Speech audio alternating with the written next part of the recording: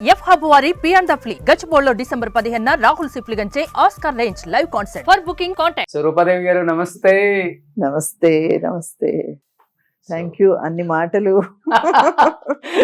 So ఈ రోజంతా మిమ్మల్ని పొగిడే కార్యక్రమే. సో ఫస్ట్ ఆఫ్ ఆల్ చాలా చాలా హ్యాపీగా ఉంది. ఎందుకంటే 60s, 70s, 80s, 90s అందరినీ నేను చూశాను. ఇప్పుడు భూమి మీద బతుకున్న వాళ్ళందరినీ వాళ్ళని చూస్తున్నప్పుడు ఒక ఆనందం, తెలియని ఒక ఆనందం. ఎక్కడి నుంచి అంటే మన గుండె లోతుల నుంచి వస్తుంది అంటారు కదా, అలా. ఎందుకంటే ఎన్నో సినిమాలు, ఎన్నో వందల సినిమాలు, మంచి మంచి క్యారెక్టర్స్ చేయటమే కాకుండా అసలుకి మీరు తీసుకున్న ఆ లైన్ ఉంటుంది చూసారా, ఓ మై గాడ్. మీ జర్నీ చూస్తుంటే నాకే అనిపిస్తుంది వచ్చేటప్పుడు కారులో, ఎక్కడ పుట్టాం, ఎక్కడ పెరిగాం, ఎక్కడికి వెళ్ళి స్టార్ హీరోయిన్గా ఎదిగామని. బట్ ఏమనిపిస్తుంది, ఈ ఆల్మోస్ట్ 40 years అయిపోయింది కదా మీరు వచ్చేసి. 40 సంవత్సరాల సినిమా జీవితం అనేది మామూలు విషయం కాదు, ఆషామాషి కాదు. చాలా కష్టంతో పాటు ఇష్టంతో చేశారు కాబట్టి ఇంత పెద్ద స్టార్ హీరోయిన్ అయ్యారు. కాబట్టి రూపాదేవి గారు ఏం చెప్తారు ఫస్ట్ ఆఫ్ ఆల్? నాకు అవన్నీ తెలియదండి. మీరు చెప్పిన అడ్జెక్టివ్స్ అన్నీ కూడా నాకు తెలియదు. కానీ ఎక్కడో ఒక దగ్గర దేవుడు చల్లగా చూశాడు. మెయిన్ అంటే మనం ఒక కృషికి ఫలితం ఉంటుందని అంటారు కదా, అది ఒట్టి మాట కాదు అని అనిపిస్తుంది. ఎప్పుడు నేను ఏది చేసినా ఏం చేసినా సరే నా ఫుల్ కాన్సన్ట్రేషన్, ఫుల్ ఇష్టంతో 90% ఆఫ్ ద వర్క్. అప్పుడప్పుడు వస్తాయి మనకి ఇష్టం లేని వర్క్ కూడా చేయాల్సి వచ్చే సందర్భాలు ఉంటాయి అనుకోండి. అది కాకుండా ఎక్కువగా అన్నీ చేసేయాలి, ఎక్కడికో వెళ్ళిపోవాలి, నేను హిట్లు కొట్టేయాలి, అలాంటి ఎప్పుడు తాపత్రయం లేకుండా ఒక డైరెక్టర్ వచ్చి ఒక స్టోరీ చెప్పినప్పుడు అయ్యో ఇది బాగుంది, ఇది మనం చేద్దాం అన్న ఒక ఆతృతతోటే అన్నీ నేను జనరల్గా ఒప్పుకోవడం జరిగింది. అవి సక్సెస్ అయ్యేసరికి అదొక చాలా ఆనందంగా ఉంటుంది. మీరు అన్నట్టు అప్పుడు మనకి తెలీదు మనం ఈ జర్నీ ఇలా చేసామా, మనం చేసింది తప్ప రైటా, అందరూ ఆ దారిలో వెళ్తున్నారే, మనం ఆ దారిలో వెళ్ళలేదే, మనం ఇంత సంపాదించేలేదే, ఇలాగా మార్కెటింగ్ చేసుకోలేదే, ఇవన్నీ అప్పుడప్పుడు అనుమానాలు ఉండేవి. ఇప్పుడు ఒక్కోసారి మీలాంటి వాళ్ళు చెప్పినప్పుడు, పర్టికులర్లీ అభిమానులు కొంతమంది మాట్లాడినప్పుడు, ఓహో అయితే మనం చేసింది కరెక్టే, మనం సరైన మార్గాన్ని ఎన్నుకున్నాం అని అనిపిస్తుంది. ఓకే. ఎందుకంటే ఇప్పుడు మీరు అలా కాలు మీద కాలు వేసుకొని అలా పింక్ శారీ కట్టుకొని ఉంటే అంటే చెప్తున్నాను, నాకు మిర్చి సినిమాలో నదియా గారు, అత్తారింటి దారిలో నదియా గారు, అరే మన తెలుగులో ఉన్న రూపాదేవి గారిని ఇలాంటి క్యారెక్టర్స్ లో చూడొచ్చు కదా మనం. అంటే ఆమెను పెట్టుకున్నందుకు కాదు నేను చెప్తుంది, ఇలాంటి క్యారెక్టర్లలో ఇంత అందంగా మన తెలుగుగా ఉన్నప్పుడు మన డైరెక్టర్స్ కనిపించలేదా అనిపిస్తుంది నాకు. ఎవడన్నా మీకు అలాంటి సినిమాలు చూసినప్పుడు అంత స్టైలిష్ మదర్, స్టైలిష్ అత్త అంటే మీరు గుర్తొచ్చేస్తారు. మళ్ళీ థ్యాంక్స్. మరి నాకు అనిపించదు, అంటే ఆ డైరెక్టర్ గారికి ఆ టైంలో అది గుర్తు రావాలి, వాళ్ళకి అనిపించాలి కదా. మనకి ఇంకటి ఎన్నో ప్రయారిటీస్ ఉంటాయి, వాళ్ళకు కూడా ఎన్నో పారామీటర్స్ ఉంటాయి.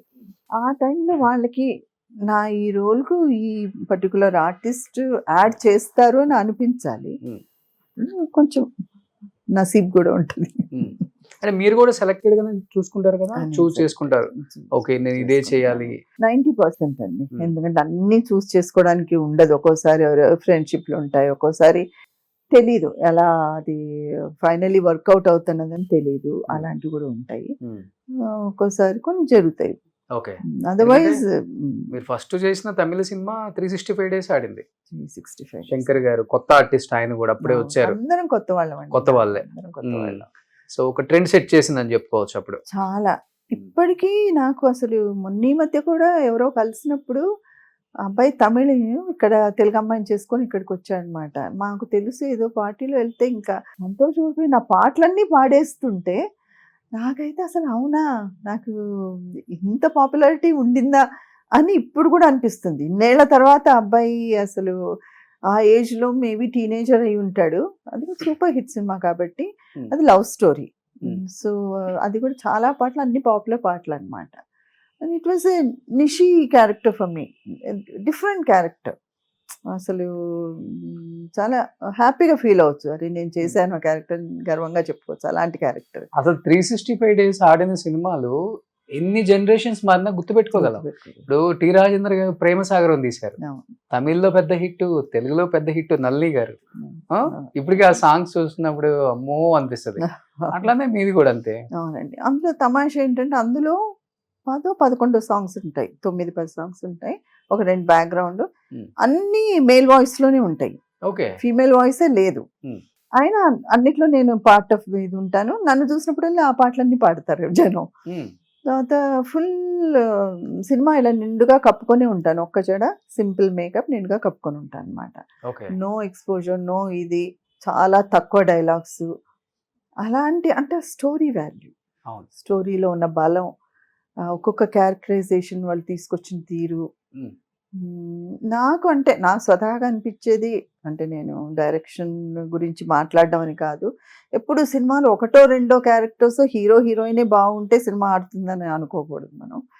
మిగతా ఇంకొక కొన్ని బలమైన క్యారెక్టర్స్, బలమైన సన్నివేశాలు కూడా ఉండాలనిపిస్తుంది. అలాంటివి ప్రతి ఒక్కొక్క క్యారెక్టర్ అంటే ఇది కాలేజ్ గోయింగ్ స్టూడెంట్స్ అన్నమాట స్టోరీ. అలా 4-5 క్యారెక్టర్ అలా లేస్తాయి అనమాట. అదైన తర్వాత అలాగే ఒక కామెడీ, ఒక అబ్బాయి పెద్ద ఫేమస్ అయిపోయాడు, ఇంకొక అబ్బాయి హీరో అయిపోయాడు, ఇంకొక అబ్బాయి విలన్ అయిపోయాడు. అఫ్ కోర్స్ నా ఫ్రెండ్ క్యారెక్టర్ చేసిన ఉషాని రాజేంద్ర గారు పెళ్లి చేసేసుకున్నారు అనుకోండి, అందుకని ఆవిడ చేయలేదు. సో ఆవిడ క్యారెక్టర్ చాలా బాగుంది. అలా అందరం అన్ని క్యారెక్టర్స్ మంచి క్యారెక్టర్స్ ఉన్నాయి ఆ సినిమాలో. అంటే ఇప్పుడు ఆ టైంలో మీరు బిజీగా ఉండి తెలుగులో చేయలేకపోయారా, లేకపోతే తెలుగులో ఆఫర్స్ తక్కువ అయ్యి కన్నడ ఇండస్ట్రీకి వెళ్ళాల్సి వచ్చింది అసలు? రెండు ఎలాగంటే అప్పుడు మంచి గ్లామరస్ హీరోయిన్స్ ఉన్న కాలం. శ్రీదేవి గారు అనుకోండి, జయప్రద గారు అనుకోండి, జయసుధ గారు అనుకోండి, అంత గ్లామరస్ గా నేను ఉండేదాన్ని కాదు. నా క్యారెక్టర్స్ కూడా అలా ప్రొజెక్ట్ అయ్యేవి కాదు. సో నాకు తెలుగులో చాలా తక్కువ ఆఫర్స్ వచ్చింది. సో నేను అప్పుడు ఇండస్ట్రీ ఎక్కువ చెన్నైలో కూడా ఉండేది. సో మలయాళము, కన్నడ, తమిళ్ అన్ని రకరకాలు చేసేసాను. So I was happy. నాకు తెలుగు రాలేదే అని కూడా నేను బాధపడలేదు, వచ్చినవేవో చేశాను. దాంట్లో పర్టికులర్లీ నన్ను ఎందుకో ఆర్ట్ ఫిల్మ్స్ వాళ్ళు ఎక్కువగా లైక్ చేసేవాళ్ళు. మేబీ ముందు నుంచి తక్కువ మేకప్ వేసుకోవడం, కొంచెం నార్మల్గా యాక్టింగ్ వైజ్ కూడా న్యాచురల్ ఉండడం అని తెలియదు నాకు. I really don't know the reason. తెలుగులో దాసి, రంగుల కళ లాంటి మంచి ఆర్ట్ ఫిల్మ్స్ లాంటివి అవన్నీ చేశాను. బట్ జయసుధ గారు ఎక్కడ గ్లామరస్ క్యారెక్టర్స్ చేయలేదు కదా, ఆ టైంలో తక్కువే కదా, చీర కట్టుకున్న క్యారెక్టర్స్ చేశారు. ఆయన కూడా she's in my eyes she's a beautiful girl and glamorous girl. అలాగంటే కొంచెం ఎక్కువ మాస్ టైప్ గానే ఉండేవి అప్పుడు ఫిలిమ్స్. మేబీ నేను ఫిట్ ఇన్ అవ్వలేదో ఏంటో తెలియదు. ఓకే, అంటే మీకు ఫస్ట్ నుంచి కొంచెం ఇష్టం లేదా అలాంటి క్యారెక్టర్స్? కొంచెం ఇష్టం కూడా లేదు, అంటే నాట్ వెరీ కంఫర్టబుల్. ఓకే, అయినా కొన్ని చేశాను, 1-2 అలాంటి క్యారెక్టర్స్ కూడా చేశాను. కన్నడలో దాంట్లో చేశాను. బట్ కన్నడలో ఈ పాటలు, డాన్సులు అవన్నీ కూడా చేశాను. But at the same time role లో సంథింగ్ ఉండేదన్నమాట.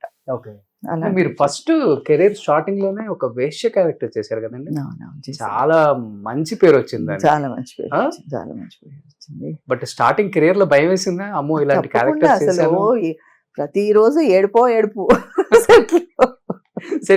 సెట్ లో ప్రతిరోజు డైరెక్టర్ వాళ్ళు వచ్చి ఎందుకన్నా ఈ అమ్మాయిని తీసుకున్నాం అని మనసులో అనుకొని బయటికి, అమ్మ తల్లి ఇదేం అలా కనపడదు, ఇలా కనపడదు, ఈ దీంట్లో చాలా డెప్త్ ఉంది రోల్లో అని చెప్పి బతిమలాడి చేసి అలా నడిపారు ఆ సినిమా. అలా అదొకటి. సుమన్ టీవీలో మీ పర్సనల్ అండ్ బిజినెస్ ప్రమోషన్స్ కోసం కింది నెంబర్కి కాంటాక్ట్ చేయండి.